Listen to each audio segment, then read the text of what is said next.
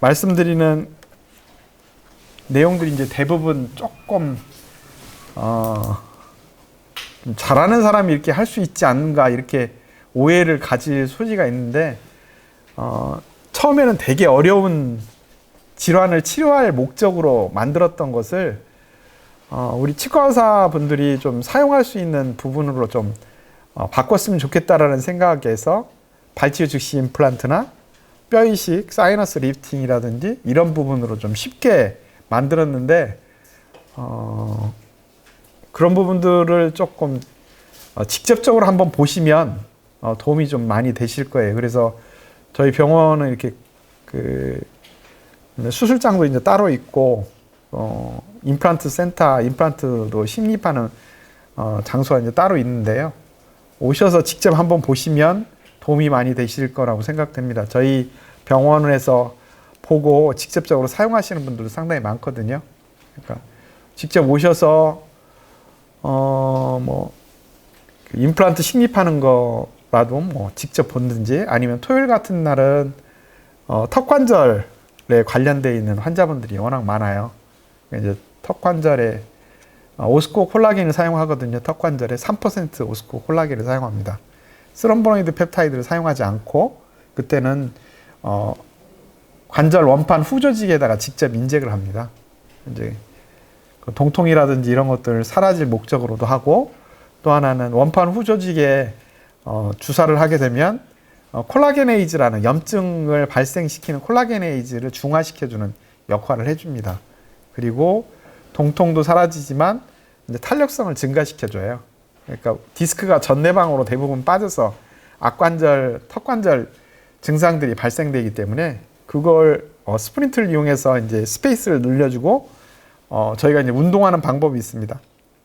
프로트루전 무브먼트하고 그 인트라오랄 그 무브먼트 운동을 있는데 스프린트를 끼면서 운동을 하게 되면 디스크가 일정 정도는 뒤쪽 후방으로 그 배치가 되게 됩니다. 그러면서 그 동통도 사라지고 뭐 클리킹 사운드라든지 이런 것들도 사라지는 이제 소리 자체도 줄어들고 그다음에 그 기본적인 디스크가 제 위치에 가기 때문에 교합이라든지 이런 것들이 정확하게 잘 맞는 현상들이 나타나거든요.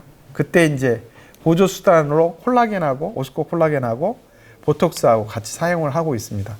이제 그런 부분들 직접적으로 사용을 한 부분들을 보실 때 기회가 되시면 오시면 도움이 좀 될 수 있을 거라고 생각됩니다. 발치 후에 뭐 이 환자는 치아가 흔들려서 임플란트를 하려고 이제 원데이로 임플란트를 할 수 있다라고 하는데 이제 찾아가셨대요. 근데 발치하고 임플란트를 한번 씌워준다고 했는데 발치하고 난 다음에 뼈가 너무 안 좋아서 뼈 이식만 했다가 3개월 기다렸대요. 그래서 임플란트를 심으려고 들어갔는데 임플란트가 흔들려가지고 임플란트는 빼고 또 기다리자고 해가지고 6개월이 기다렸다고 합니다. 이제 뼈 이식은 이제 금방 할 줄 알았는데 뼈 이식하고 금방 뼈가 될 줄 알았는데 뼈도 임플란트 심을 만큼 스테빌리티를 얻지 못하니까 또 빼게 되고 환자는 6개월이 지났고 그다음 뼈 이식은 GBR 형태로 이제 잘 하신 것 같아요. 이제 뭐 보통 제노그라프트하고 알로그라프트하고 반반 섞어가지고 겔레이션 시켜가지고 퍼티 타입 형태로 해서 이식하고 멤브레인 사용하는 그 전통적인 방법을 사용하셨던 것 같아요. 이 환자분은.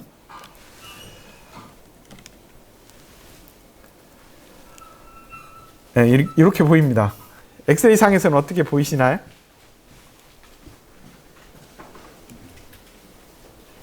(6개월) 됐습니다.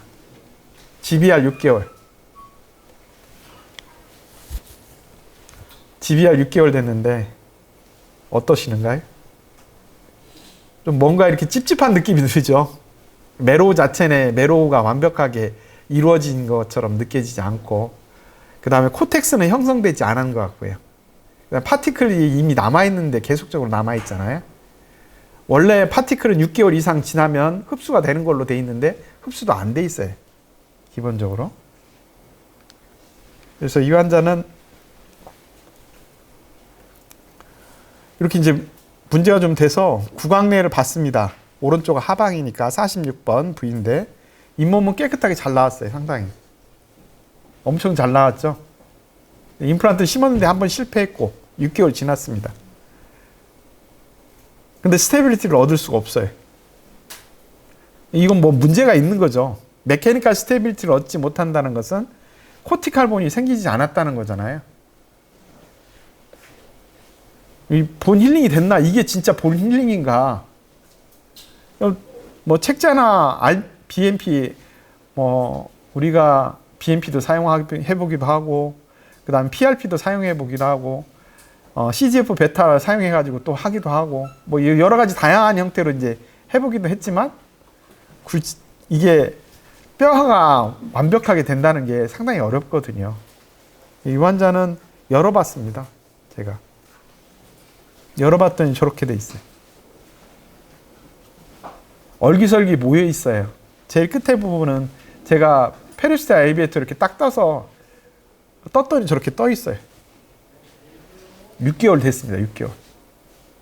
과연 저게 뼈 이식이 됐다라고 보여집니까? 아니에요. 뼈가 안 됐어요. 그냥 그대로 남아있는 거죠. 제노그라프트하고 알로그라프트가 믹스처 해가지고 아모르포스하게 그냥 남아있는 겁니다. 여기다가 백날 이렇게 올려놔봤자 이게 뼈가 되느냐? 뼈지 안 돼요. 원인은 뼈 세포가 이동해 와서 뼈를 만들어내야 된다고. 뼈 세포가, 골모 세포가 이동해 와서 피질골을 만들어야, 오스테온을 만들어줘야 딱딱한 뼈가 되는 거거든요. 완전한 뼈가 되는 거거든요. 근데 지금 과연 우리가 지금까지 골 이식제를 뭐 여러 가지 사용했고 많이 사용한 것이 요게 뼈를 만들었느냐? 과연 6개월이 지났는데도 뼈가 못 만들었거든요. 멤브레인까지 다 사용했는데도 이렇게.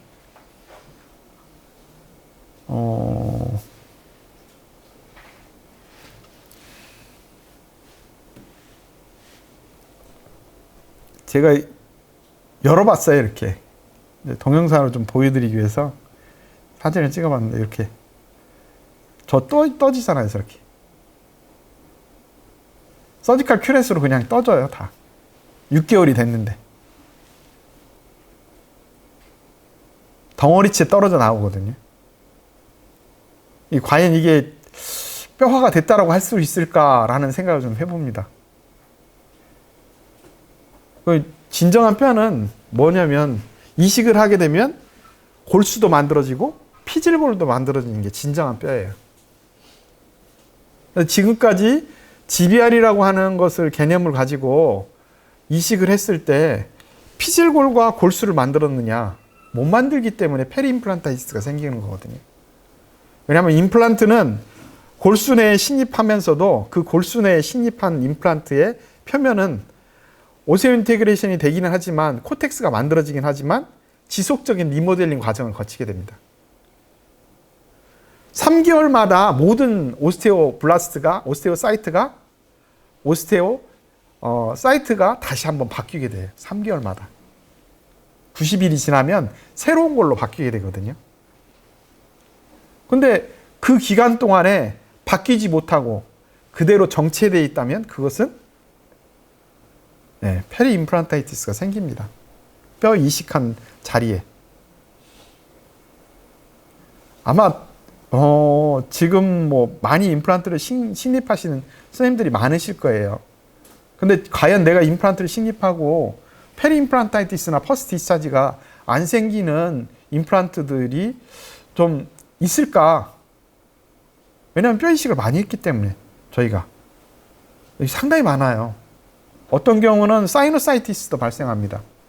사이너스에 본그라프트를 해놓고 그게 완전한 뼈 형태로 리모델링이 되지 않으면 그대로 남아있기 때문에 사이너사이티스가 5년이고 10년 뒤에 다시 생겨요. 임플란트 주변에. 그러면 이제 임플란트 빼고 사이너스 긁어내고 그런 경우들도 비일비재합니다. 이제는. 왜냐하면 많이 심어왔기 때문에. 이제 임플란트는 그래서 이 환자분은 뭐 자세하게 볼 수는 없지만 임플란트를 심었어요. 이날. 제가 드릴링하고 임플란트 심고 뼈 이식까지 했습니다. 오스코 시리즈를 가지고 이 환자는 이렇게 해서 그라뉴 티슈가 이렇게 있는 상태에서 싹 긁어냈더니 이게 빈 공간이 제일 끝에 부분에 빈 공간이 이렇게 심해요. 엄청 심하죠. 그래서 빈 공간에 골수를 완벽하게 긁어내고 지금 이식되어 있는 거 싹 긁어냈습니다. 그리고 퍼포레이션을 다시 시켰어요. 링괄 퍼포레이션, 버칼 퍼포레이션, 그 다음에 양쪽에 매로에다 퍼포레이션을 시켰습니다. 이 구멍을 저렇게 냈잖아요. 그리고 난 다음에 드릴링을 했어요. 임플란트를 2개를 식립해야 되니까 뒤쪽 후방에 치아 빼고 앞에 치아는 이식되어 있는 치아니까 임플란트를 식립하기 위해서 코티칼본, 하방에 있는 코티칼본을 드릴링을 합니다. 그러면 3mm 정도의 스테빌리티를 얻을 수가 있습니다. 에이펙스에서. 앞에 46번에 해당되는 부분은. 47번은 빼자마자 메지알 루트하고 septal본하고의 사이에다가 드릴링을 했습니다. 이렇게. 그리고 오스코 콜라겐 뿌리고 오스코 T를 넣어서 임플란트를 심었습니다. 지금 임플란트 심은 거 보이시죠? 그리고 46번, 47번 임플란트를 심었습니다. 오스코 T 위에다가 심은 거예요. 드릴링은 미리 해놓고 임플란트가 들어갈 드릴링을 해놓고 오스코 콜라겐 뿌리고 그 위에다가 오스코 T를 넣고 임플란트를 심었습니다. 당연히 임플란트의 드릴링 위치는 기억하고 있으시라고 했잖아요. 저는 기억하는 방법은 앞에 45번에 센트럴 그루브를 기준으로 합니다. 센트럴 그루브를 기준으로 해서 임플란트를 심기 때문에 임플란트가 일직선상에 있어요, 대부분. 그래서 드릴링도 거기에 드릴링을 하기 때문에 임플란트 위치는 정확하게 파악할 수가 있습니다. 그리고 난 다음에 오스코 T로 다 노출 안 되게, 임플란트 표면이 노출 안 되게 하고 난 다음에 그 위에다가 마이본을 깔았어요. 마이본을 깔고 알로본에 해당되는 코티칼본을 일정 정도 한 겹으로 깔고 그 다음에 오스코 콜라겐으로 막이라고 생각하시면 돼요. 쉽게 말하면. 이것도 흡수되기 때문에 코티칼본이라고 하더라도 서서히 흡수되는 형태로 하방은 갤레이션 되어 있는 오스코 T나 오스코 콜라겐은 3주 뒤에 흡수가 된다고 생각하고 있으니까요. 그래서 환자는 수처를 했고요. 그 다음에 그날 30뉴턴이 나오기 때문에 하이니스 베이스 어버트먼트 3mm짜리 위에 인트라오랄 스캔 바디는 보통 저는 이제 3mm짜리를 사용합니다. 높이가. 그래서 인트라오랄 스캔 바디로 스캔하고요. 당일날 스캔하고 이렇게 템퍼라이제이션을 해줬어요. 당일날. 이분 당일날 해달라고 했으니까. 뼈 이식한 거 싹 긁어내고 이렇게 빈 공간이 엄청 큰데 생각보다 크잖아요. 임플란트 심었어요. 뭐 이거 초기 고정력은 어디서 얻느냐? 아까 에이펙스의 3mm에서 초기 고정력을 얻지만 부가적으로 오스코 T를 같이 넣기 때문에 그게 밀려 들어가면서 고정력을 얻습니다. 이렇게 당일날 보철물을 해드렸거든요. 이제 환자분한테. 그래서 환자분은 상당히 만족해 하세요. 밥을 먹을 수 있으니까. 자기 6개월 동안 뼈 이식한다고 임플란트 한다고 했는데 아무것도 안 하다가 당일날 하루 만에 이걸 했거든요. 그래서 환자분은 이렇게 심었습니다. 엑스레이 상에서. 템포라이제이션 들어가 있고. 아까 얘기했었던 3mm 하방, 에이펙스 3mm 하방에서 초기 고정력을 얻었고요. 임플란트의 두께는 6mm짜리 임플란트를 사용했습니다. 근데 에이펙스가 바디는 얇아지고 위에 서빅스는 두껍다라고 제가 말씀을 드렸잖아요. 그리고 스레드 P는 30% 이상 떨어지지 않는 되도록이면 서빅스나 에이펙스까지 스레드 길이가 똑같으면 좋겠어요. 그게 가장 아이디어한 것 같아요. 근데 아직까지는 임플란트 중에 그런 임플란트들은 아직 나오지는 않은 상태입니다. 근데 가장 근접해 있는 것은 뭐 오스템의 TS4, 저는 이제 TS4를 주로 사용하는데요. 그 다음에 뭐 메가젠 같은 경우에는 다이아몬드 뭐 임플란트라고 해서 이제 블루 다이아몬드 임플란트라고 해서 그걸 추천을 하고는 있습니다. 그리고 하이니스 어버트먼트의 하이니스 임플란트의 HL7, HL2하고 7하고 있는데 HL7이 좀 더 나은 것 같더라고요. 이제 그런 임플란트들, 네오 임플란트는 있는데 네오 임플란트는 너무 하방 부분이 스레드와 스레드 핀 사이의 거리가 너무 짧아요. 0.82 이상이 돼야 되는데 0.6밖에 되지 않습니다. 네오 플란트는 좀 더 넓은, 그러니까 스레드와 스레드 핀 사이가 넓은 게 좋습니다. 0.8에서 1mm 사이가 좋다라고 얘기를 합니다. 왜냐하면 드릴링해서 트래핀 바로 이렇게 드릴링 하고 난 다음에 임플란트가 들어가서 스레드가 개재되어 있는 뼈가 많으면 많을수록 오세오 인테그레이션이 빠르거든요. 그래서 임플란트와 스레드 핀 사이의 거리가 0.8에서 1mm 이상이 돼야 됩니다. 4월 4일 이제 4월 4일 날 식립하고 5월 16일 날까지 팔로업 체크를 했습니다. 이제 거의 2달 다 돼가죠. 이제 보면 저희가 2달 다 돼가는데 한 달째 체크를 해봤을 때 스테빌리티가 문제없이 돼 있었고 스크루도 풀리지 않은 상태였었고 환자분은 음식물을 씹을 정도가 되기 때문에 한 달이 지나면 임플란트는 성공했다고 봅니다. 95%가 성공했다고 봅니다. 그러니까 이미디어트 임플란트도 마찬가지고요. 그러니까 풀리지 않고 프랙처가 발생하지 않은 상태에서 한 달이 지나가게 되면 이론상으로는 스테빌리티, 바이올로직 스테빌리티하고 그다음 바이올로직 스테빌리티는 올라가고요.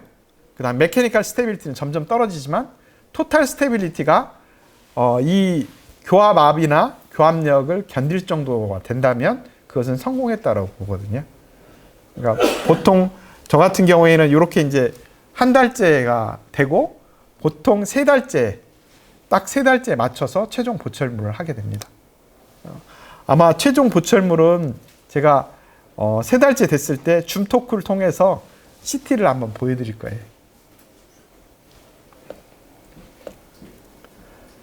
예, 저희 덴하우스 샵이나 이런 것들은 한번 들어가 보셔서 아카데미 버전에 가시면 동영상이라든지 이런 게 많이 있습니다. 그러니까 저희가 회원으로 들어오셔서 보시면 여러 가지 자료들을 저희가 올려놨고요. 동영상 자료에서부터 그 다음에 제가 직접 썼었던 저널이라든지 그 다음에 거기에 해당되는 참고 문헌이라든지 이런 것들이 충분하게 올라가 있습니다. 혹시 기회가 되시면 여기에 들어와서 다운로드 받으셔서 하시면 됩니다. 저희가 데이터나 저장 그 다음에 공부했었던 내용들이 일정 정도 올라가 있으니까요. 직접 에비던스 베이스드 형태로 공부를 좀 하시려면 직접 들어오셔서 다운로드 받으시면 됩니다. 저희가 원문에 해당되는 것도 제가 직접 쓴 것도 PDF 파일로 다 올려져 있습니다. 골의 공통점은 뼈는 피질골과 골수로 채워져 있습니다. 그 다음에 두 번째, 뼈의 재생이나 성장은 항상 골모세포와 파골세포가 관여합니다. 그러면 골모세포와 파골세포는 어디에 살까요? 예, 골수에 삽니다.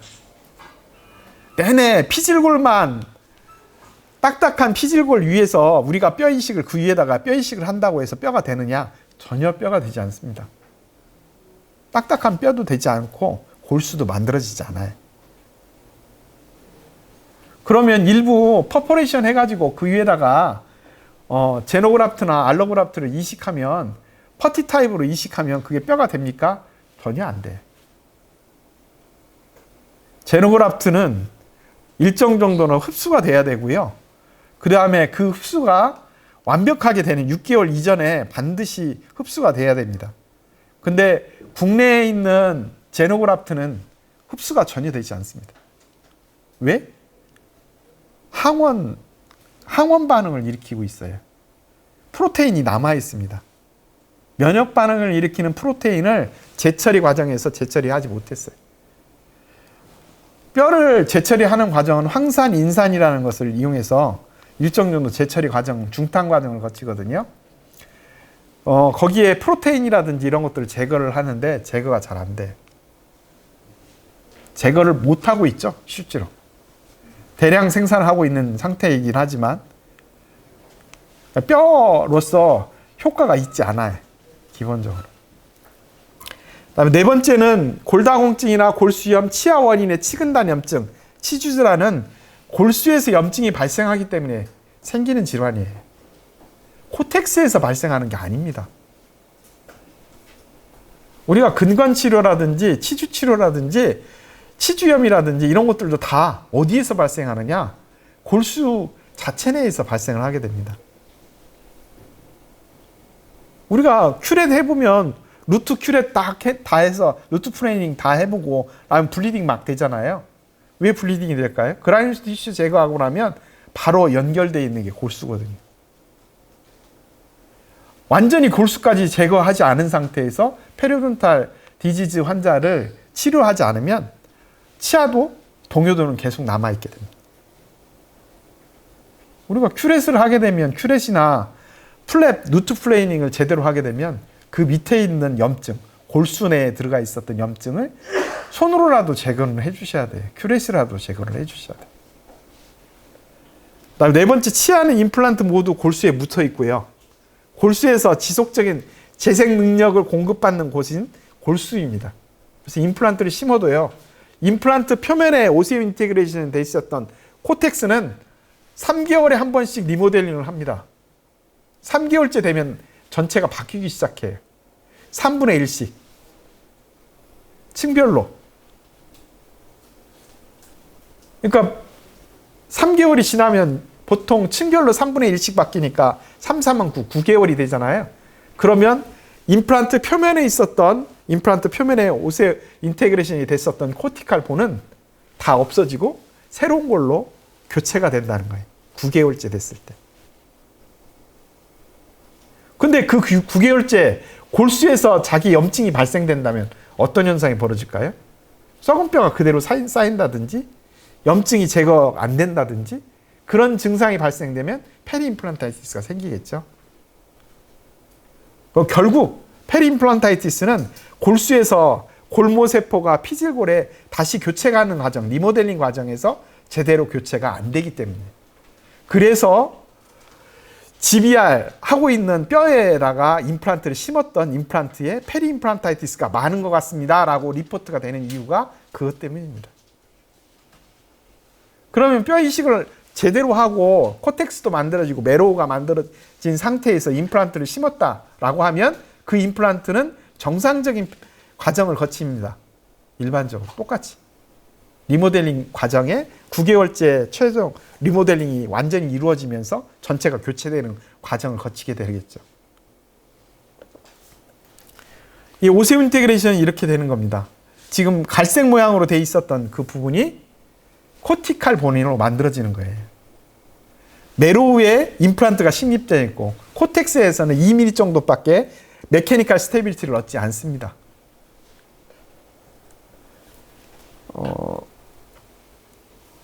상악 전치부 이제 임플란트를 많이 신입을 합니다. 발치유 즉시 임플란트를 할 때.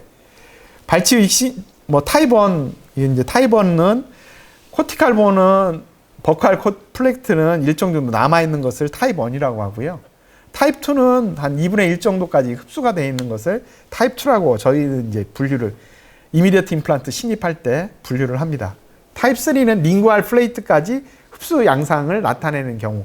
그러니까 알비올라 본이 상당히 리세션이 팔라탈 플레이트와 버칼 플레이트가 일정 정도는 있는 경우. 이런 경우에는 타입 3인 경우에는 본그라프트를 같이 해야 하기 때문에 리세션이 상당히 많고 파필라가 형성될 가능성이 없습니다. 타입 3 같은 경우에. 타입 1, 2 같은 경우, 특히 타입 1 같은 경우에는 트라우마로 발치를 하는 경우, 프랙처가 발생해가지고 그런 경우가 대부분이고요. 그런 경우를 제외하고는 타입 2나 타입 3는 본그라프트를 해줘야 됩니다. 근데 타입 2나 타입 3 본그라프트 임플란트 신입하면서 본그라프트를 했을 때 파필라가 형성되느냐? 잘 형성이 안 돼. 전치부 임플란트. 그래서 임플란트가 상악 전치부 이미디어트 임플란트를 하기에 상당히 어렵다고 합니다.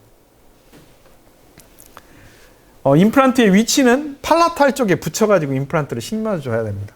기본적으로.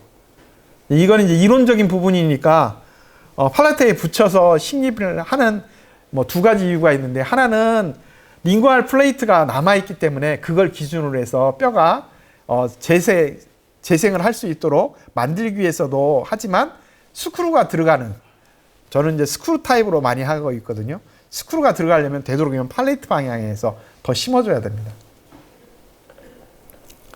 이제 치아를 뺄 때에는 루트가 하나이더라도 캐날 사이를 헤미섹션을 해가지고 버칼본이나 링구알 플레이트 본을 살려둔 상태에서 치아를 발치하는 게 가장 좋습니다. 그리고 더 주로 많이 사용하는 방법은 란셋 드릴이나 린디만 드릴로 팔레이트 루트의 캐날에다가 캐날을 지나가는 드릴링을 해버립니다. 13mm 드릴링을 해줘요. 그러면 치아도 발치도 동시에 할 수도 있고요. 그러니까 부러진 경우가 많잖아요. 예를 들어서 이 환자를 볼까요? 이 환자는 엔도 치료하고 난 다음에 시스트 앱세스가 발생해가지고 21번 부위에 트랙이 이렇게 형성이 되어 있어요. 퍼스 디스차지는 계속 되고 있고요. 21번, 22번 부위에 흡수되어 있는 거 보이시죠? 예, 버칼 플레이트는 없고요. 그 다음에 링구알 플레이트도 흡수가 많이 되어 있는 상태에 타입 2 이상, 타입 3 정도에 해당되는 겁니다. 임플란트를 식립하기 위해서 만약에 치아를 빼고 이미디어트 임플란트를 식립했다면 버칼본이 터져 있기 때문에, 버칼 플레이트가 없기 때문에 뼈 이식도 해야 되고 플랩도 젖혀야 되는데, 플랩을 안 젖히고서는 도저히 할 수 없는 상태입니다. 이런 상태에, 예, 뭐 1월 30일 날 본 환자가 5월 19일 날에는 최종 보철물이거든요. 거의 비슷하잖아요. 그냥 자연치 훨씬 더 낫죠. 예, 이게 최종 보철물입니다. 그래서 2월 15일 날 치아를 빼고 큐렛을 했더니 저렇게 엑스레이에서 똑같이 나타나요. 버칼 플레이트가 하나도 없죠. 예, 링구알 플레이트는 남아 있습니다. 그래서 버칼 플레이트는 없기 때문에 타입 2 이상은 되겠다라고 생각하고, 드릴링은 팔라탈 루트 쪽에 드릴링을 하면서 오스코 콜라겐, 오스코 T를 넣습니다. 오스코 T를 넣고 임플란트를 그 위에다가 심었어요. 오스코 T 위에. 그러면 버칼 쪽에 뚫린 데는 오스코 T가 노출되겠죠? 왜냐하면 오스코 T를 넣고 임플란트를 이렇게 심었으니까. 임플란트 표면은 노출되지 않습니다. 그리고 초기 고정력은 단단하게 얻을 수가 있어요. 30N 이상. 네, 이렇게 식립했습니다. 그리고 하이니스 베이스 어버트먼트는 3mm짜리, 그 다음에 인트라오럴 스캔바디는 5mm짜리 스캔바디를 사용하고, 그 위에는 마이본을 코티칼본, 알로그라프트에 마이본을 이용해서 코티칼본을 한 겹 깔아주고 오스코 콜라겐을 뿌리고, 수처는 컨티뉴스 락킹 수처로 수처를 했습니다. 그리고 스캔바디는 노출이 딱 됐잖아요. 그렇죠? 그리고 주사제로 그 부위에다가 인젝을 좀 해줬어요. 그랬더니 옆으로 이렇게 삐져나오는 게 보이시잖아요. 오스코 콜라겐이. 네. 이렇게 수처를 하고 이렇게 올린 다음에 마이본이 위에 올리고 수처를 하고 난 다음에, 네, 엑스레이 찍은 상태에서 템포라이제이션을 바로 했습니다. 그날. 템포라이제이션은 바로 할 수 있는 근거는 메케니컬 스테빌리티를 가지고 있는 30N이 이상이 되면, 두 개의 임플란트 이상인 경우에는 템포라이제이션을 할 때 성공 확률이 95% 이상이 넘어가기 때문에 저희는 사용을 합니다. 이제 양쪽으로 스테빌리티를 얻을 수 있는 방법은 오스코 T를 이용해서 30N 이상을 얻었습니다. 템포라이제이션을 했고요. 2월 15일 날 수술하고 난 다음에 1월 30일 날 처음 내원할 때 퍼스트 디스차지 됐었던 부분을 완벽하게 클로즈 다 하고, 네, 팔로우 체크 2월 15일 초창기 버칼 코텍스 무너진 게 보이시죠? CT상에서. 예. 이렇게 2월 16일 이제 한 달째 됐을 때, 템포라이제이션을 한 달째 됐을 때 본 겁니다. 제가 얘기를 했죠. 템퍼라이제이션 해가지고 한 달째 크라우니 프랙처가 발생되지 않거나 모빌리티가 없으면 그건 성공한 거라고 말씀드렸잖아요. 예. 95% 이상이 성공한 겁니다. 왜냐하면 한 달째 대부분이 토탈 스테빌리티, 메케니컬 스테빌리티와 바이올로직 스테빌리티가 크로스하는 한 달째에 토탈 스테빌리티가 떨어지기 때문에 그 기간 동안에도 스테빌리티를 가지고 있다면 그것은 성공할 가능성이 상당히 높습니다. 5월 19일 날 최종 보철물을 했어요. 잇몸이 약간 지저분하게 보이긴 하지만 그래도 최종 보철물을 하기에는 지장이 없어서 그대로 하고요. 저희가 코스메틱 사진 해가지고 책자를 낼 때에는 이런 데에다가 콜라겐을 주사합니다. 풍요하게 보이게 하기 위해서. 대부분의 연자들이 그렇게 하거든요. 근데 저는 그냥 그렇게 하지 않고 직접 보여드리는 거예요. 지금 현재 울퉁불퉁하게 생긴 것까지. 리모델링은 잘 되고요. 5월 19일 날 최종 보철물을 했습니다. 최종 보철물 임프레션 뜰 때 콜 부위가 제대로 클로즈가 잘 되는지, 뼈가 일정 정도 유지하고 있는지 여부들을 확인하기 위해서 저렇게 확인을 하면서 다시 스캔 작업을 다시 했습니다. 깨끗하게 잘 나왔죠. 이 정도면 이렇게 최종 보철물을 하면서 기다리는 상태에서 뼈는 골수에서 오스코어 T를 거쳐서 피질골 위에 마이본이 깔려져 있는 피질골 위에 오스테오블라스트가 이동해 가서 그 주변에 코텍스를 만들어낸다는 이론입니다. 실제로 CT를 찍어보면 이런 환자분들도 똑같이 그렇게 반응을 하게 됩니다. 3월 10일, 4월 13일 초기 이 디펙트가 이렇게 큰 자리에서 파이널 보철물 임프레션을 뜰 때 잇몸의 모습이라든지 이렇게 볼 수가 있겠습니다. 초기 고정력도 충분하게 얻어져 있고요. 임플란트를 식립할 때 만약에 스테빌리티가 떨어졌다면 환자분은 스크링 하면서 아프다고 하겠죠. 임플란트도 흔들리면 또 빼야 되잖아요. 전혀 빼지 않고 최종 보철물까지 완벽하게 됐습니다. 이렇게. 지금 파노라마 상에서는 레디오 루센트하게 보이는 코티칼 본 부분의 디펙트 부위가 다 사라졌잖아요. 엑스레이 상에서. 그렇죠? 파노라마 상에서만 그렇게 보이는 거 아니냐. CT 상에서도 그렇게 보여야 되지 않느냐. 그래서 이 환자를 팔로 체크를 시켰어요, 제가. 그래서 오늘은 가지고 못 나왔습니다, 제가. 5월 19일. 예. 아마 이런 것들은 줌 토크를 통해서는 계속적으로 보여드릴 거예요, 제가. 파이널 보철물 하면서 저기에 이제 이렇게 울퉁불퉁하게 생긴 부분은 콜라겐만을 이용해 가지고 일정 정도는 컨투어를 좀 할 수가 있겠습니다.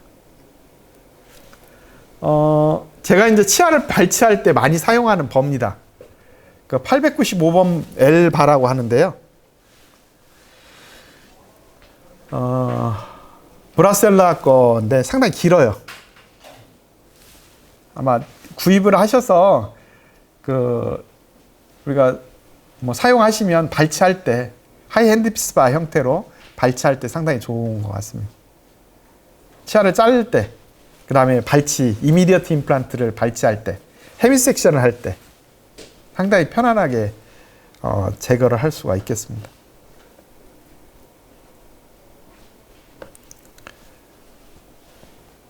이제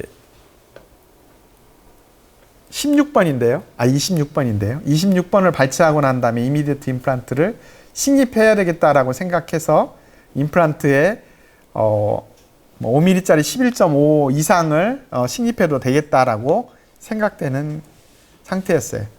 치아를 빼고 난 다음에 디펙트 부위가 있기 때문에 뭐 마이본이나 콜라겐이라든지 스럼보니드 펩타이드라든지 이런 것들을 사용하기 위해서 치아를 뺐습니다. 빼고 난 다음에 보니까 셉탈본이 상당히 있어요. 그렇죠? 루트가 3개 있는데 셉탈본이 일정 정도 있으니까 셉탈본의 위치에 치아의 위치는 이 센트럴 그룹을 통과해서 여기에 센트럴 그룹을 통과하는 여기에다가 드릴링을 합니다. 드릴링을 하고 임플란트를 식립하는 5mm짜리 드리링을 한다면 보통 한 4.25, 3.25까지는 상악 같은 경우에는 3.25까지 5mm짜리를 식립한다면 6mm짜리 식립한다면 4.25까지 드리링을 합니다. 드리링을 해서 오스코 콜라겐, 오스코 T를 넣고 오스코 콜라겐, 오스코 T를 넣고 임플란트를 같이 심습니다. 센트럴 그루브 통과하고 있죠.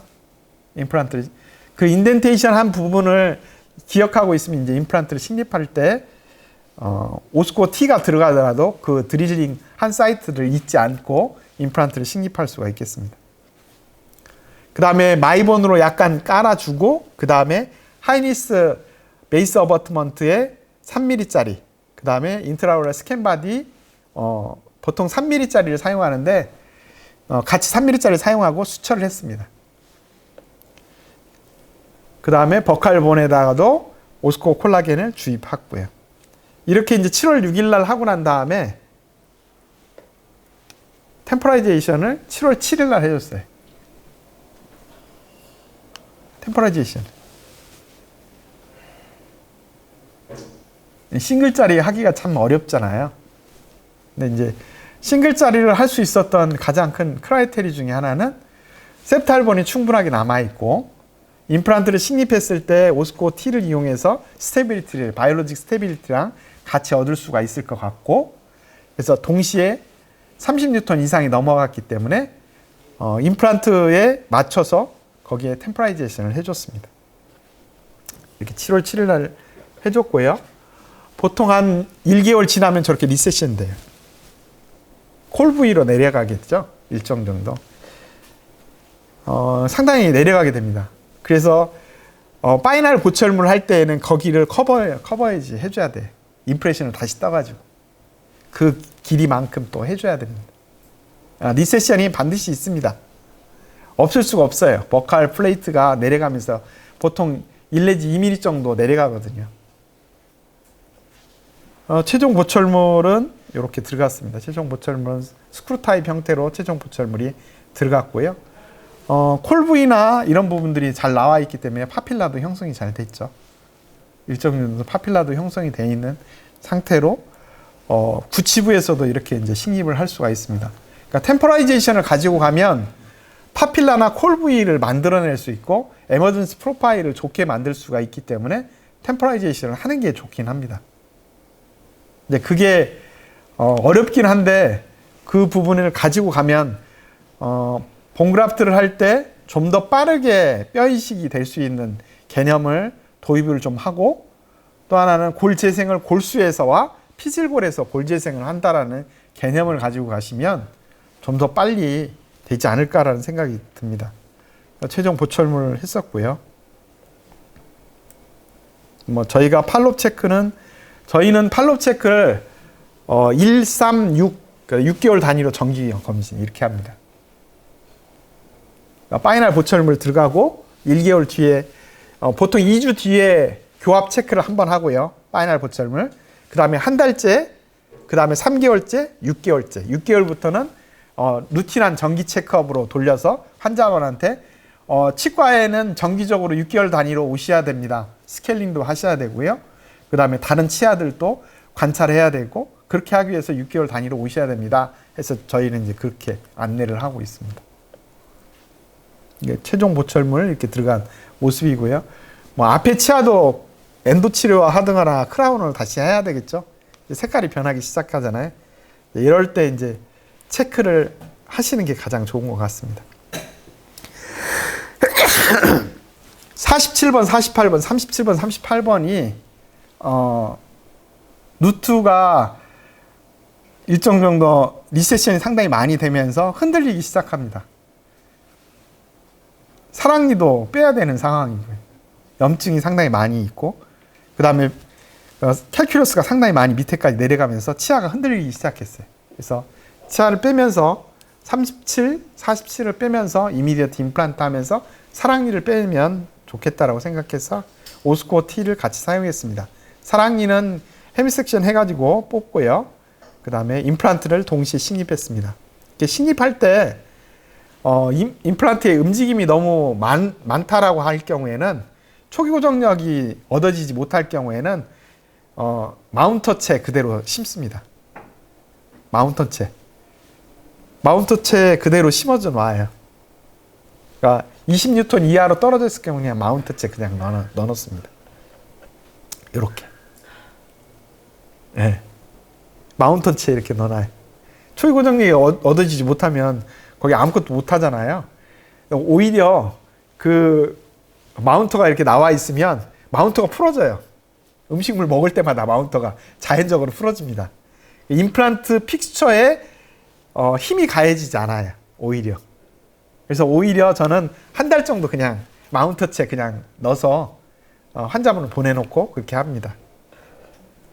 그 다음에 한 달째 오면 그걸 빼고 하이니스 베이스 어버트먼트하고 그 다음에 인트라오럴 스캔 바디를 넣습니다. 왜 한 달째를 할까요? 예, 오스코 콜라겐과 오스코 T를 넣기 때문에 한 달째 바이올로직 스테빌리티가 충분하게 얻어질 거라고 예상하기 때문에. 그러면 임프레션을 뜹니다. 이때. 한 달째 이미디어트 로딩을 하는 거죠. 초기 고정력을 얻을 수 있으니까.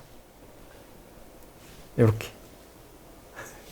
예, 개념이 조금 바뀌죠.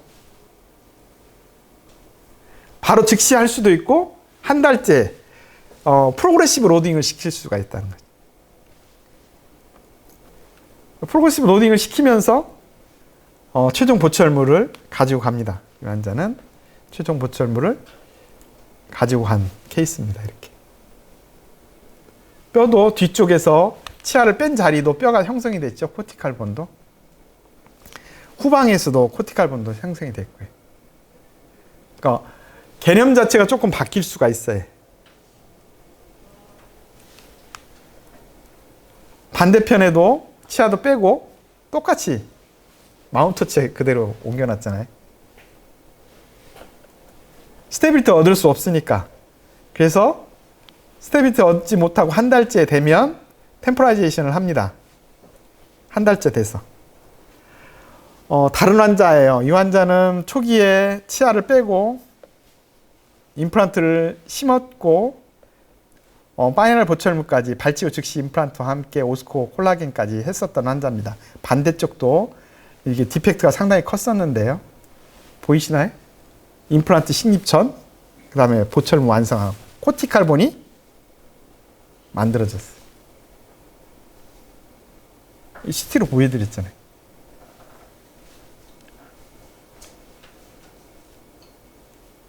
식립 전, 식립 후 최종 보철물까지.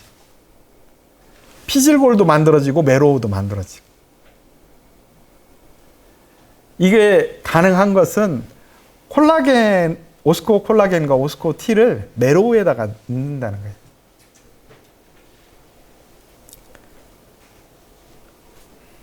이렇게 최종 보철물이 되어 있는 모습들을 보여드렸습니다.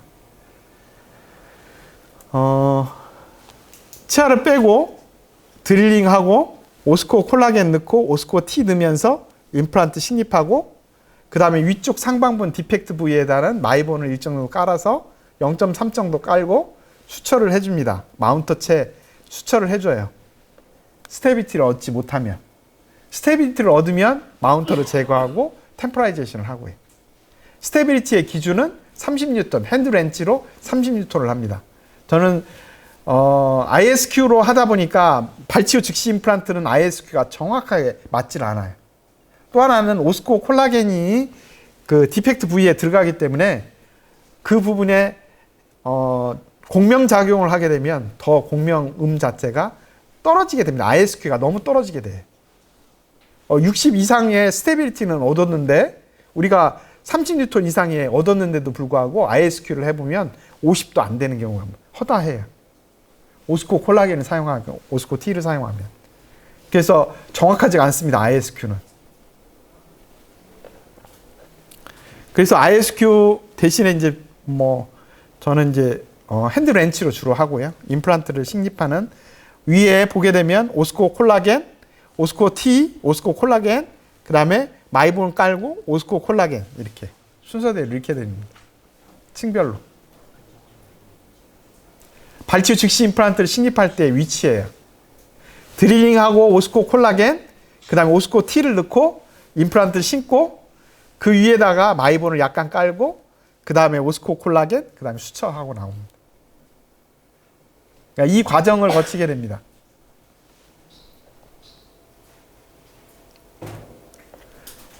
보면 이제 임플란트 심어서 한 달째 됐을 때 초기 고정력을 얻어서요.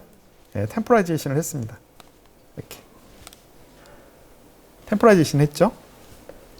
그리고 템포라이제이션을 하고 난 다음에 3개월째 됐을 때 1개월, 2개월, 3개월이 기다리면 한 달째 템포라이제이션 하고 난 다음에 2달 정도 템포라이즈 기간을 가져야 해요. 이유는 콜 부위를 정확하게, 파필라를 정확하게 만들어내기 위해서. 최종 보철물을 했었던 케이스고요. 사랑니 27번 뽑고 난 다음에 바로 최종 보철 이미디어트 로딩을 했습니다. 이 환자는. 이때 사용한 임플란트는 TS2예요. TS2. TS4가 아닙니다. 오스템의 TS2예요. 이건 임플란트 이렇게 구입을 하게 되면 섞여서 들어오잖아요. TS4도 들어오고 TS2도 TS3도 들어오는데 TS2가 어떻게 다 들어와가지고 임플란트를 심게 됐습니다. 똑같은 줄 알고 심었는데 여하튼 똑같이 결과는 똑같았습니다. 발치후 즉시 임플란트, 셉탈본에다가 임플란트 심고 드릴링하고 오스코 콜라겐, 오스코 T를 심고 난 다음에 이식하고 이렇게 똑같습니다. 좀 더 디펙트 부위가 크죠. 그래서 드릴링하고 오스코 콜라겐, 오스코 T 넣으면서 위쪽 부분에 하이니스 베이스 어버트먼트, 인트라오럴 스캔바디 넣어서 마이본을 깔고 오스코 콜라겐 다시 뿌리고 수처를 했습니다. 수처는 컨티뉴스 락킹 수처처럼 이렇게 돌아가면서 수처를 해줍니다. 서큘라하게 버티칼, 호리존탈 수처 하듯이 수처를 하시면 되겠습니다. 그리고 템포라이제이션을 했어요. 당일날. 이렇게 이제 템포라이제이션 해서 보통 한 3개월 정도 지나면 스캔 바디를 꽂을 때 보면 저렇게 콜 부위가 잘 나와 있습니다. 깨끗하게 잘 나와 있어요. 그래서 콜 부위 나오면 파이널 보철물을 이렇게 만들어 줍니다. 예.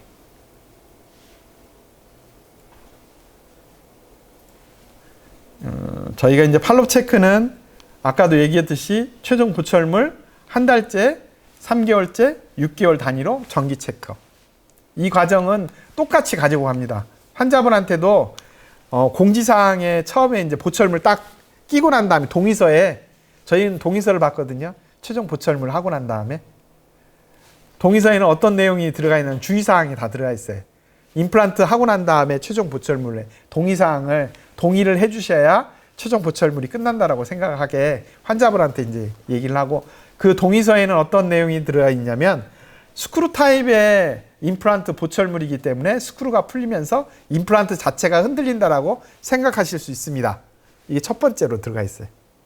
교합을 사용하게 되면 두 번째는 파절이 되거나 지르코니아로 한다고 할지라도 파절이 될 위험성이 있습니다. 그리고 임플란트는 팔롭 체크는 1개월, 3개월, 6개월 단위로 반드시 체크업을 해주셔야 환자분이 저희 정기 체크업에 맞춰서 해줬을 때 저희가 제공하는 서비스가 제공이 될 수가 있겠습니다라고 환자분한테 꼭 체크를 하도록 얘기를 하고 있습니다. 그런 방식으로 일정 정도는 조절을 좀 하고 있고요.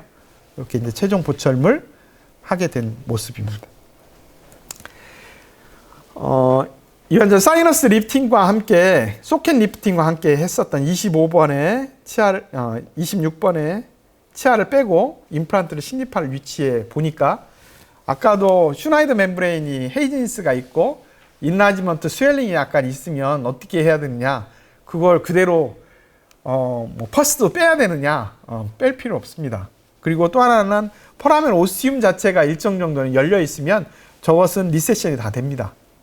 또 하나 오스코 콜라겐, 오스코 T를 사용하게 되면 오스코 콜라겐과 오스코 T에는 스롬보노이드 펩타이드라는 스롬빈이 들어가 있는데요. 이 스롬빈은 안티 인플라메이션 체인지를 일으키는 역할을 하고 있습니다. 그러니까 골 재생과 골 흡수 작용을 동시에 조절하는 역할을 하고 있어요.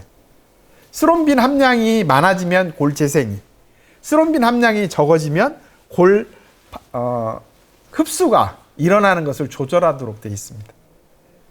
스롬빈은 일정 정도 초기에는 리모델링을 할 수 있는, 모델링을 할 수 있는 기회를 주게 되고요. 오스테오블라스트가 액티베이션 할 수 있도록 해주고요. 그 다음에 1개월이 지나고 난 다음부터는 리세션이 되면서 약간의 리세션과 함께 본 코테칼 본 자체가 칼시피케이션이 이루어지게 됩니다. 한 달째부터는 오스테오클라스트와 오스테오블라스트가 균형을 이루게 됩니다. 치아를 뽑기 위해서 스롬보니드 펩타이드, 그 다음에 알로본, 그 다음에 오스코 콜라겐, 오스코 T 이렇게 이제 모습, 저는 이제 이게 네 가지를 이렇게 이제 동시에 다 사용을 하고요.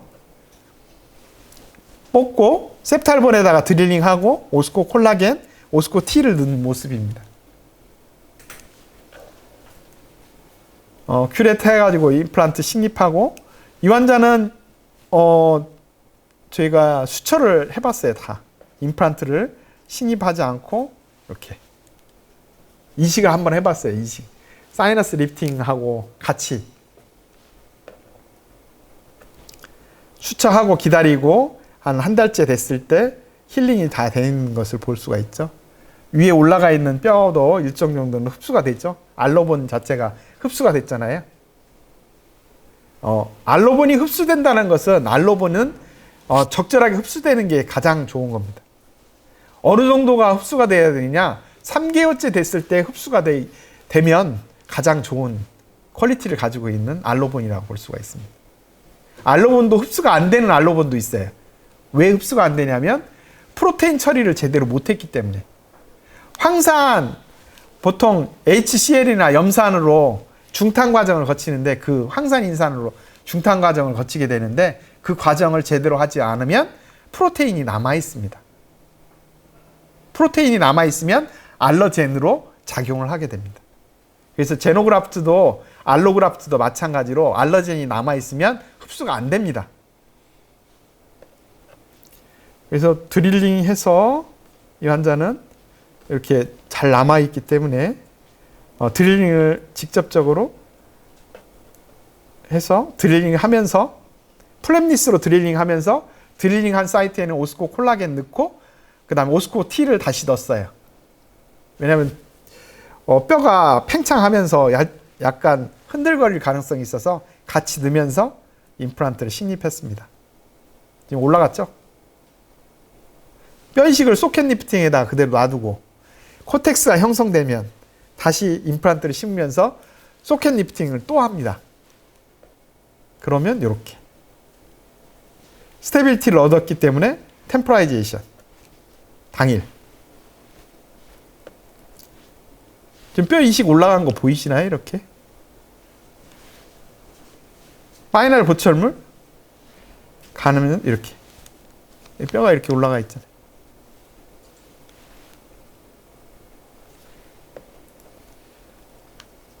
파이널 보철물까지 해서 환자분은 잘 사용하는 부분에 있어서는 흔들림이나 풀림 현상이라든지 코티칼 본의 리세션이라든지 이런 것들이 전혀 없이 팔롭 체크를 할 수가 있겠습니다.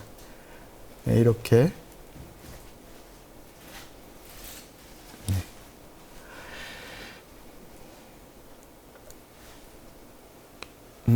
이런 환자분들 좀 많으시죠.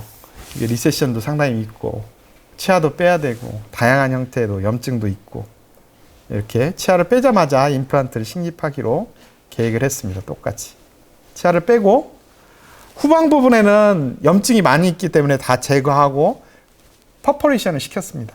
그리고 본그라프트를 하고요. 이렇게 본그라프트 하고 수처해 놓고요. 수처해 놓고 기다리게 됐습니다. 상악 12번은 발치 후에 즉시 임플란트를 식립했고요. 상악, 하악은 본그라프트 하고 기다리고 임플란트도 같이 심었네요. 이거는. 그래서 여기 보시면 템포라이제이션을 하기 위해서는 구치부는 스테빌리티를 얻었기 때문에 12번하고 17번은 템포라이제이션을 하려고 전치부는 템포라이제이션을 했고요. 그 다음에 하악은 그냥 임플란트만 심어놓은 상태입니다. 그 다음에 한 달째 됐을 때 17번은 템포라이제이션을 했고요. 템포라이제이션을 하면 저렇게 콜부위가 정확하게 나타납니다. 콜부위, 파필라 이렇게 잘 형성이 될 수가 있겠습니다. 파이널 보철물 이렇게 들어간 모습입니다. 그러니까 세 개의 치아, 네 개의 치아가 다 위치가 그 시간이 다르죠. 12번은 발치 후 즉시 임플란트 하면서 이미디어트 로딩을 했고요. 그 다음에 17번은 임플란트를 식립하면서 한 달 뒤에 템포라이제이션 하고 임플란트의 최종 보철물을 세 달 만에 끝냈고요. 하악은 본그라프트 하고 난 다음에 그대로 묻어놓은 상태에서 있다가 3개월째 기다렸다가 최종 보철물을 한 겁니다. 세 개가 다 시간이 다 달라요. 그리고 본그라프트는 다 똑같이 했고 똑같은 본그라프트 형태로 했고. 근데 뭐가 기준이냐? 첫 번째, 메케니컬 스테빌리티와 바이올로직 스테빌리티를 얻을 수 있는 핸드 렌치로 했을 때 30N이 나오느냐 안 나오느냐를 가지고 그 당일날 이미디어트 로딩을 하느냐 안 하느냐를 기준으로 삼습니다. 당연히 기준이 다르다는 거죠. 47번은 10N 이상 나오지 않아요. 핸드로 돌려도 그냥 돌아가는 상태였어요. 그냥 넣은 상태에서 그대로 묻어놓은 상태고요. 그 다음에 두 번째에 해당되는 17번은 10N에서 20N 사이예요. 그러니까 이건 기다려야 되겠다. 한 달째. 한 달째 기다려서 핸드렌치로 돌렸을 때 일정 정도는 그 유지력이 일정 정도 있는 20N 이상이 한 달째 나오면 그때 템포라이제이션을 해줍니다. 그 다음에 앞에 12번은 아까 처음에 임플란트 심었을 때 20N 이상이 넘었기 때문에 핸드렌치로 30N 이상이 넘어요. 그래서 그냥 그날 템포라이제이션을 해준 겁니다. 그러니까 각자의 위치에 맞춰서 뼈 이식은 똑같을지라도 스테빌리티를 얻는 방법에 따라서 다르게 임플란트의 이미디어트 임플란트를 결정하고 이미디어트 로딩을 결정하게 됩니다. 팔로 체크는 뭐 쭉 해봤고요. 이게 이제 마지막인데요. 아마 13번이 저렇게 누워 있잖아요. 그 다음에 시스트가 다 있죠. 23번, 22번, 24번, 25번 부위에 페리피칼 시스트가 있죠. 그리고 저걸 빼야 되고요. 그러면 하방의 디펙트는 엄청나게 크겠죠. 저거 캐나인을 뺐으니까요. 이렇게 임플란트를 식립하려고 계획을 잡았습니다. 이렇게. 그리고 그날 이미디어트 로딩을 하겠다라고 생각을 했어요. 그래서 CT를 찍어서 확인해 보니까 CT 상에서는 상당히 뼈가 뭐 그래도 남아 있는 것 같아요. 그래서 디펙트 부위를 제거를 했더니 이 디펙트가 엄청 커요. 그래서 오스코 콜라겐 드릴링 하고 난 다음에 오스코 콜라겐 뿌리고 오스코 T 넣으면서 임플란트 식립하는 건 모습이 보여드립니다. 오스코 T를 넣었어요. 하악도 이렇게 저기 그 스크루 넣는데 엉뚱한 데 들어갔잖아요. 그래서 스테빌리티가 떨어지기 때문에 엉뚱한 데 들어간 거예요. 임플란트가. 그래서 스테빌리티가 떨어지기 때문에 힐링 어버트먼트를 거기다가 꽂아줬습니다. 그리고 앞에 세 개는 스테빌리티를 얻었기 때문에 20N 이상 넘어가기 때문에 임플란트를 연결을 해줬습니다. 템포라이제이션 이렇게. 당연히 커버 스크루나 힐링 어버트먼트도 꽂을 수 없을 정도로 스테빌리티가 있어요. 그러면 그 스테빌리티가 떨어져 있으면 그것은 이미디어트 로딩을 하지 않습니다. 정확하게. 그건 명확하게 지킵니다. 그리고 난 다음에 뼈 이식했고요. 약간 리세션이 상당히 되죠. 저렇게. 그렇지만 이게 좋은 거예요.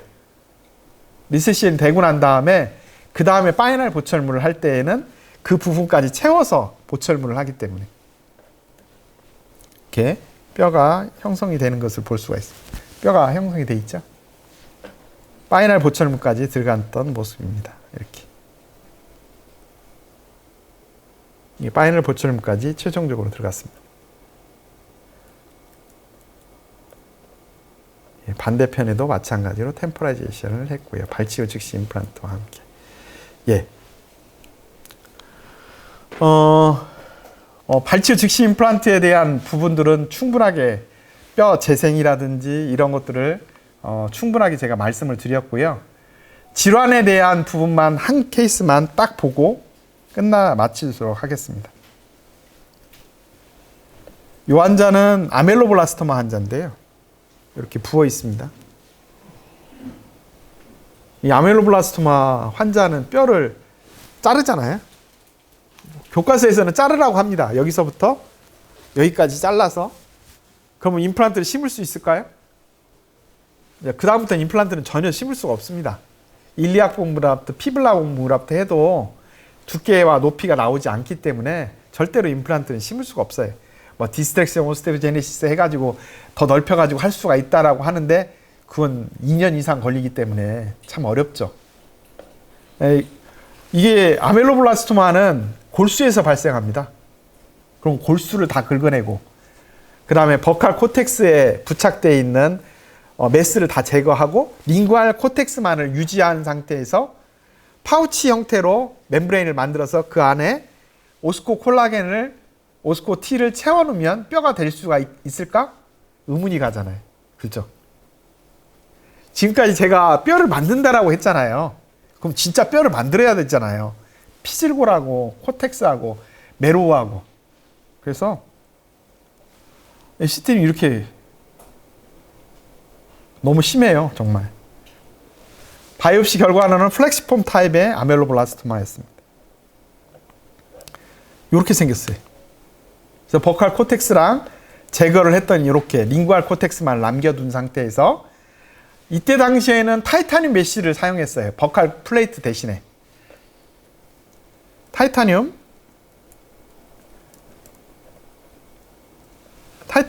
메쉬를 사용했어요. 이렇게. 그럼 파우치가 형성이 되죠? 그렇죠? 여기다가 오스코 콜라겐, 오스코 T를 같이 넣었어요. 그 다음에 마이본을 약간 위에다 깔고 그대로 덮었습니다. 수척. 힐링. 수술 후 직후 파노라마는 잘 안 보이니까 CT를 볼까요? 수술 직후입니다. 1개월, 5개월째 코티칼본이 생겼나요? 생겼죠? 10개월.